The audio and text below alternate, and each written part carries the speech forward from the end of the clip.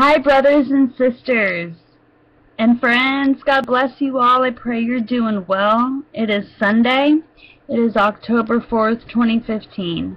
And I wanted to share with you what the Lord has shared with me today. As I was in church this morning, I received a word, one word, and Zedekiah. And I'm like, I've heard of this, I know this, I've read about it, who is it? So I'm like, okay, God, you know, here's another name you're speaking into me that you want me to look up. And the first name he spoke into me was Nebuchadnezzar. Now it's Zedekiah. So as I go to look it up, wouldn't you know, he is the king of Judah. He was the king of Judah when Nebuchadnezzar besieged it. What? That's what I'm saying. Like, jaw-dropping revelation. For real. So I'm just going to read to you just a little bit of what I know of Zedekiah. And this is in, I'm reading 2 Chronicles 36, 11 to 17. Zedekiah was 21 years old when he became king, and he reigned in Jerusalem 11 years.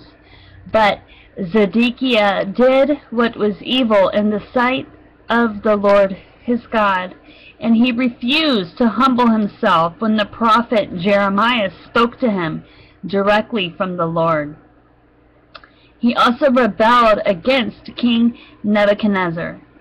Even though he had taken an oath of loyalty in God's name, Zedekiah was a hard and stubborn man, refusing to turn to the Lord, the God of Israel. Likewise, all the leaders of the priests and the people became more and more unfaithful. They followed the pagan practices of the surrounding nations, desecrating the temple of the Lord that had been consecrated in Jerusalem. The Lord, the God of their ancestors, repeatedly sent his prophets to warn them, for he had compassion on his people and his temple. But the people mocked these messengers of God and despised their words. They scoffed at the prophets until the Lord's anger could no longer be restrained and nothing could be done. So the Lord brought the king of Babylon against them. The Babylonians killed Judah's young men, even chasing after them into the temple. They had no pity on the people, killing both young men, young women, the old and the firm. God handed all of them over to Nebuchadnezzar. And I'm going to stop there. Wow. I don't know what you receive, but what I receive is something that spoke out to me was verse 14. Likewise, all the leaders of the priests and the people became more and more unfaithful. They followed all the pagan practices of the surrounding nations. So it showed me that Zedekiah was a hard and stubborn man. He refused to turn to the Lord, the God of Israel. That's kind of like how people are today. Those who are lukewarm. They refuse, you know, they think that they can be of the world and be of God. Like, just keep God in their pocket. Just go to church on Easter and Christmas, and they call themselves Christian.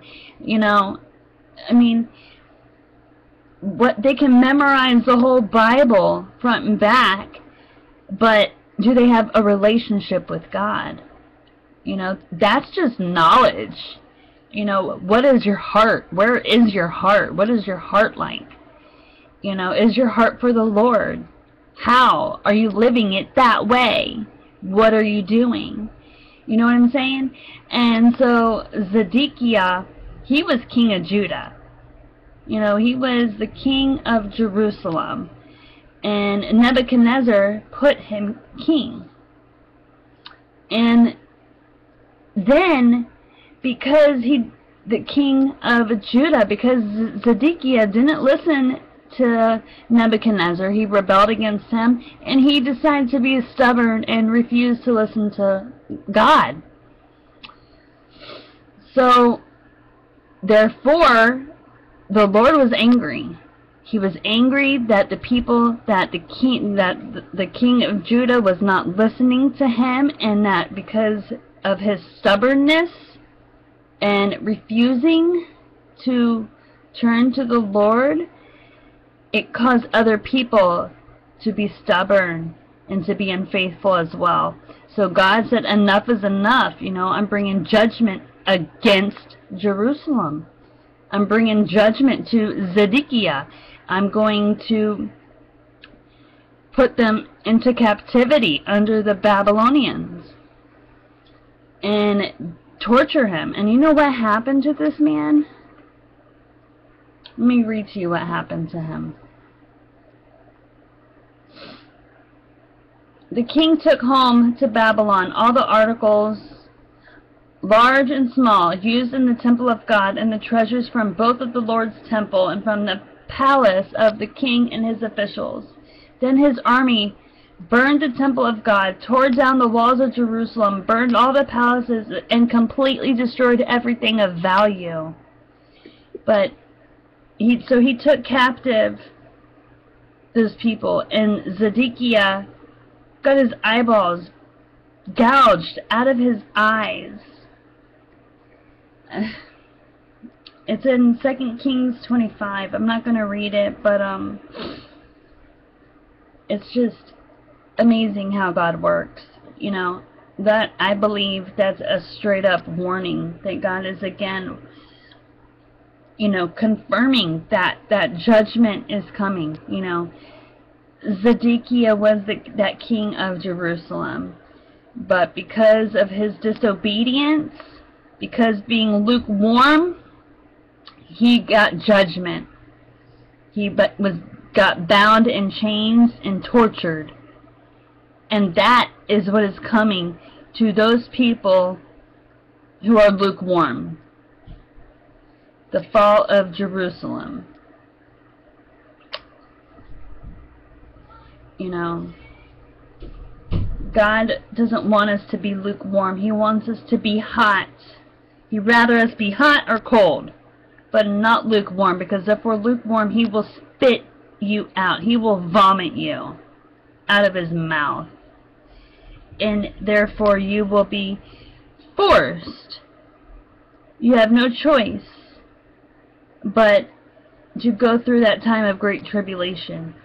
And trust me, you do not want to be a part of it. You don't want to be a part of it. Don't think it's going to be a cakewalk. It ain't. It's not. It's going to be all straight up hell. And it's going to be so torturous for those who are not covered by the blood. And those who don't believe Jesus, or, you know, for those who are lukewarm. It's so horrible. But, so anyway, I'm still not done studying Zedekiah, but I just felt led to share it. And if someone else has had any revelation or any confirmations of the same thing, you know, please let me know. I love you all, and I will talk to you later. Bye.